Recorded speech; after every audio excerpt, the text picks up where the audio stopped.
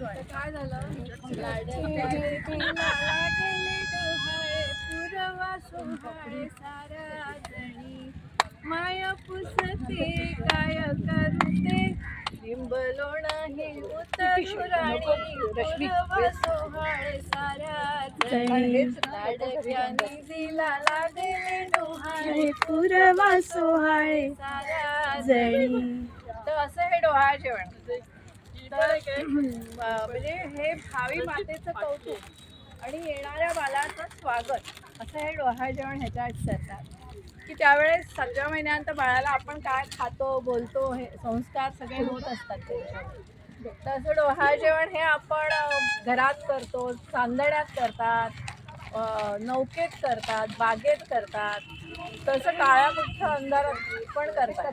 म्हणजे त्या मुलाला कुठच्याही गोष्टीची भीती वाटू नये, पाण्याची भीती वाटू नये म्हणून नौकेत करतात, अंधाराची भीती वाटू नये म्हणून आणि त्यावेळेस ते पदार्थ करतात. म्हणजे चांदण्यातला करतात त्यावेळेस पांढरे पदार्थ करतात, इडली किंवा असे करंजी, मोदक वगैरे असे पदार्थ करतात. तसंच आपण काळ्या कुठं अंधारातले म्हणजे अंधारात केलं असं तर त्यावेळेस असे राकट रांगडे पदार्थ, भाकरी, झुणका, ठेचा वगैरे असं करतात. असे म्हणजे त्या निमित्ताने त्याला सगळे पदार्थ खाण्याची सवय व्हावी, सगळे रस त्याच्या पोटात जावे ह्याच्यासाठी ह्याचा उद्देश असतो.